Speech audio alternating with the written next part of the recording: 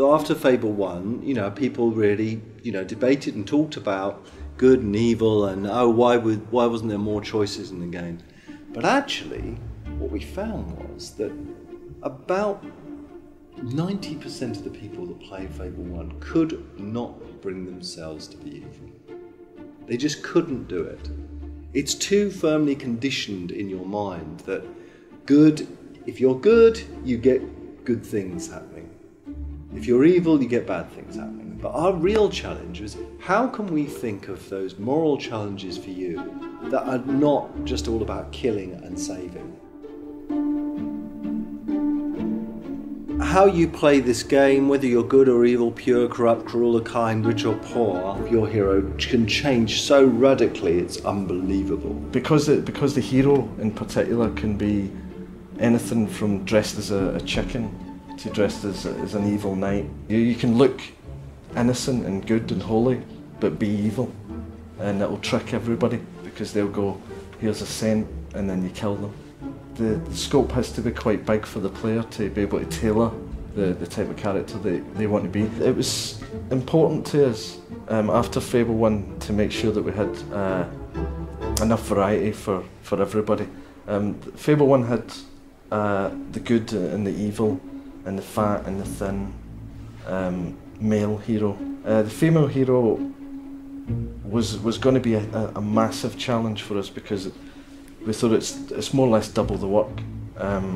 But it turns out, due to the nature of what Fable is, that it wasn't double the work, because the female hero can choose to wear any clothing in the game just as the male hero can. And I think it's important in terms of choice for there to be a female hero, and there's a lot of comedy involved in that as well when you come to play the game. It's worth playing it to play it both ways, just to see what happens. I found it quite an interesting experience, just being a woman and people not taking me seriously but just chatting me up, and I kind of felt slightly abused by it. Psychologically, I found there was a point that I came to in the game and I thought, oh God, no, I can't pretend to be a woman anymore. I've got to go back to being, I've got to be a man again. You are a hero within this world, and like the butterfly wings in Africa creating a hurricane in America, the little things that you do can make a huge change in the world. Regions that you visited early on in the game will be different later on in the game due to things that you or others or other influences may have had on that region. And that is really interesting when it comes to, again, to co-op. When I come into your world and I say, just a minute, I haven't even got a town here. How come there's a settlement here? When we sat down and thought about co-op, firstly we thought, well, this is a role-playing game.